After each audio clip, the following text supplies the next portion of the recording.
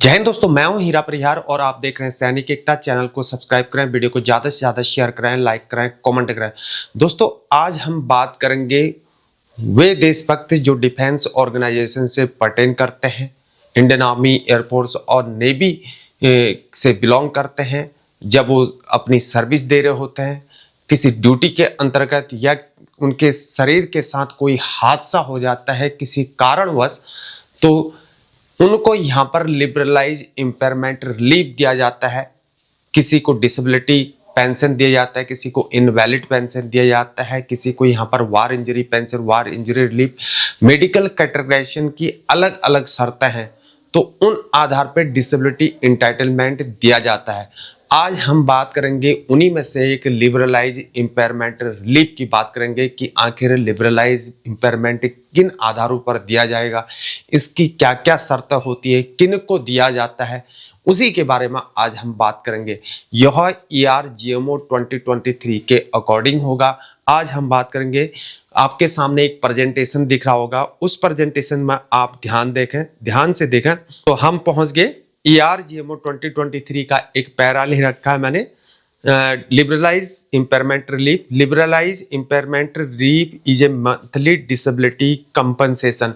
Liberalise impairment relief जो है यह एक मंथली डिसेबिलिटी कंपनसेशन है, लेकिन यह एक डिसेबिलिटी पेंशन नहीं है, ना ही यह लिबरलाइज पेंशन है। यह एक लिबरलाइज इम्पेयरमेंट रिलीफ है, यानी कि शरीर के साथ जो क्षति हो चुकी है उस क्षति को पूर्ति करने के लिए हमको यहाँ पर कंपनसेशन दिया जा रहा है सरकार की तरफ से, या राहत दी जा रही है मिलिट्री की तरफ से।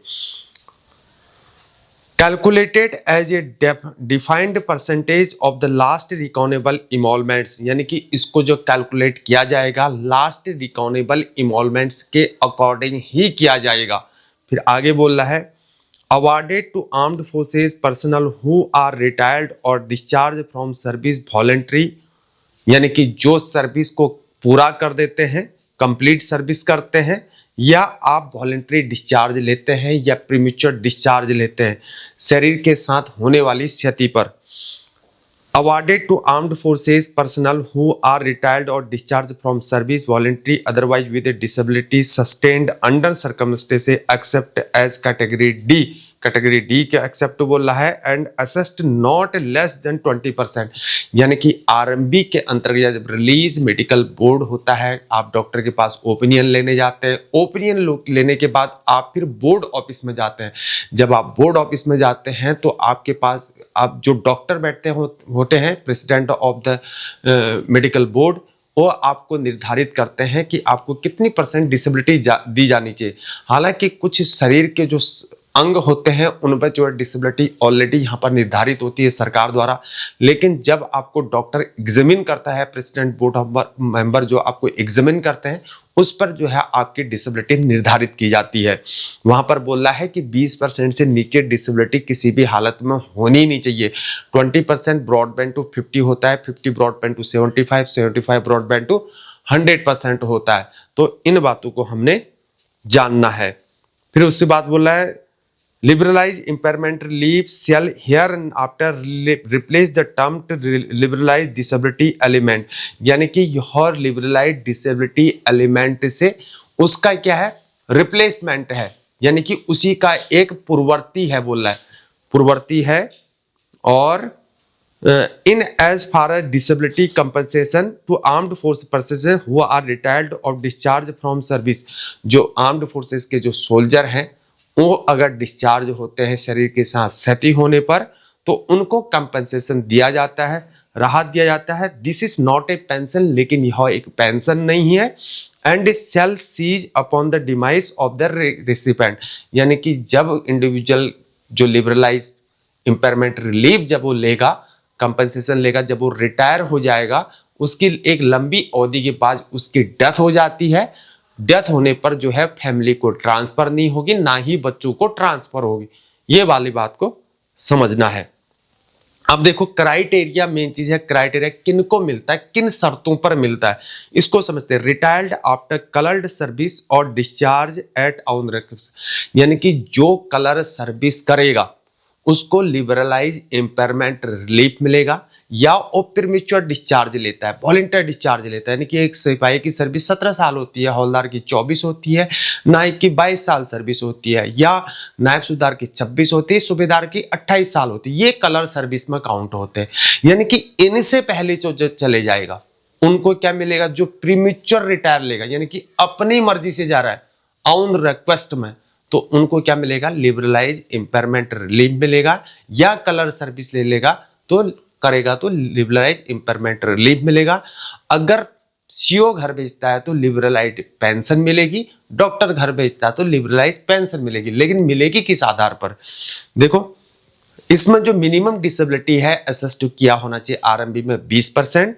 प्रेजेंटेशन में देखो क्राइटेरिया को, disability category D accidental death, category D में आता है एक्सीडेंटल डेथ केसेस में, या injury sustain due to natural calamities. Natural calamities मतलब क्या होता है, नेचुरल क्लाइमेटिस होता है जैसे कि आप वज्र गिर गया या लैंडस्लाइड हो गया, मतलब नेचर के द्वारा हुए हादसे में शिकार हो गया सैनिक, तो वहां पर लिबरलाइज केसेस बनेगा बोल रहा है।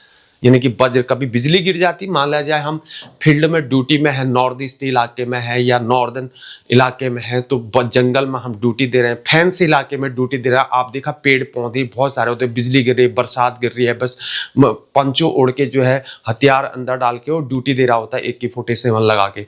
तो उस समय पर अगर बिजली आसमान में कड़क रही तो हो सकता है भाई बिजली गिर जाती है। और फेंसिंग इलाके में तो और ज्यादा बिजली होती है, फेंसिंग इलाके में बिजली चल रही होती है रात में, ऊपर से बारिश हो रही, नीचे वहां फेंसिंग चल रही है, फेंसिंग में बिजली, वहां जगह जगह बिजली चल रही है, और जब बिजली गिरेगी तो बिजली वाले इलाकों में ज्यादा बिजली गिरती है। फिर तो वहां पर इस इलाके में अगर उसके साथ बिजली गिर के हादसा हो जाए तो नेचुरल कैलेमिटीज कॉल होगा, या लैंडस्लाइड में फंस गया, पहाड़ी इलाका है, ड्यूटी दे रहे हैं, लैंडस्लाइड में फंस गए तो क्या होगा, ऑल नेचुरल कैलेमिटीज में कॉल्ड होगा।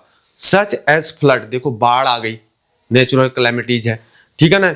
अब अवलांच आ गया, तो बर्फ की, जब बर्फ में अवलांच आ गया तो नेचुरल कैलेमिटीज है, ठीक है ना, बर्फ में नीचे दब जाते हैं लोग, ठीक है ना, तो नेचुरल कैलेमिटीज कॉल्ड होगा। लैंडस्लाइड, पहले ही बोला ना मैंने, लैंडस्लाइड हो गया, साइक्लोन आ गया, साइक्लोन आ गया, जो है ना तूफान आ गया, बहुत भयंकर तूफान आ गया, है नहीं, तो वहां पर भी ये हादसा होगा। नेवी के अंतर्गत देखा आपने, समुद्र में रहते हैं तो नेचुरल क्लाइमेटीज होगा, ठीक है ना, या गुजरात वाले इलाके में जो रहते हैं, बीच वाले किनारे पे जो ड्यूटी दे रहे होते हैं, रन कच्छ वाले इलाके में, तो वहां पर नेचुरल क्लाइमेटीज के शिकार हो सकते हैं लोग। राजस्थान में नेचुरल क्लाइमेटीज के शिकार हो सकते हैं लोग, ड्यून इलाके में जो ड्यूटी देते हैं, है नहीं है, तो वहां पर शिकार हो सकते हैं। और फिर उसके बाद बोल रहा है फायर एंड लाइटिंग, जो फायर आग वाले हादसे में शिकार हो जाते हैं, है नहीं है, आग वाले हादसे में जब आग लग गई, वल्ला पल्ला इन चीजों पर हो गया तो वहां पर होगा। और लाइटनिंग, लाइटनिंग बिजली जो गिर गई उसका मैंने बता दिया आपको। ड्रॉनिंग इन river while overcoming operational duty, आपको रिवर वाले हादसे में, नदी वाले हादसे में जो हो जाता है, ऑपरेशनल इलाके में ड्यूटी दे रहे होते हैं ना, आर पार कर रहे होते हैं, तो हो सकता है वहां पर मिलेगा। आपने एक्सरसाइज की, रिवर एक्सरसाइज जब आप करते हैं तो वहां पर बोट एक्सरसाइज चलती है, बंगाल इंजीनियरिंग वालों की बोट एक्सरसाइज, इन्फेंट्री बटालियन वाले जो है उनके साथ जॉइंट एक्सरसाइज करते हैं, तो उन वाले हादसे का अगर शिकार होते हैं तो तब भी जो है यहाँ पर वो नेचुरल क्लाइमेटीज का शिकार कहलाते हैं। इन बातों को समझना है आपने, ठीक है ना। फिर बोला movements in action against enemy, enemy के साथ कोई मूवमेंट्स हो जाता है, ठीक है ना। Forces and arms हॉस्टाइल्स in operational area, जो है हॉस्टाइल हो जाते हैं, तो हॉस्टाइल वाले केसेस में भी यहाँ पर लिबरलाइज वाली बात आती है। इन ऑपरेशन या to include deployment on international border, LOC के अंतर्गत हो सकता है, इंटरनेशनल बॉर्डर में हो सकता है, और LOC और लैक मतलब लाइन ऑफ एक्चुअल कंट्रोल, यानी कि लद्दाख वाला इलाका अरुणाचल प्रदेश में जो पड़ता है, तो वहां पर जो है, यहाँ पर ये लैक वाला बॉर्डर यानी कि चाइना बॉर्डर की बात हो रही है, वहां पर यह हादसा होता है, या LOC में होता है, लाइन ऑफ कंट्रोल में, तो वहां पर ये इम्पेयरमेंट, लिबरलाइज इम्पेयरमेंट रिलीफ और लिबरलाइज पेंशन देने की बात हो रही है। लेकिन आज बात हो रही है लिबरलाइज इम्पेयरमेंट रिलीफ की बात हो रही है। तो मेरे दोस्तों आपने समझ लिया कि किन किन हादसों पर जो है ये आपको लिबरलाइज इम्पेयरमेंट रिलीफ दिया जाता है, किन कारणों पर, किन शर्तों पर दिया जाता है, इसको हमने समझ लिया। ठीक है ना।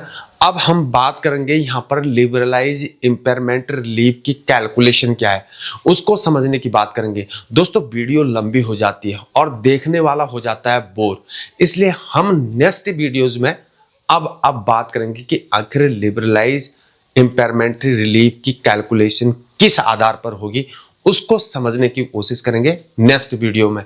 दोस्तों अभी तक की जानकारी आपको अच्छी लगती है, हमारी जानकारी आपको पसंद आती है, तो हमारे चैनल को आपने सब्सक्राइब करना है, चैनल को शेयर करना है, वीडियोस को शेयर करना है, और एक्स सर्विसमैन भाई, एक्स सर्विस की फैमिली हमारे चैनल को जरूर सब्सक्राइब करेंगे, क्योंकि इस प्रकार की सही जानकारी, एक ऑथेंटिक रिलायबल जानकारी आपको इसी चैनल पर मिल पाएगी। आज के लिए इतना ही, बने रहिए हमारे साथ। जय हिंद, जय भारत, वंदे मातरम, भारत माता की जय।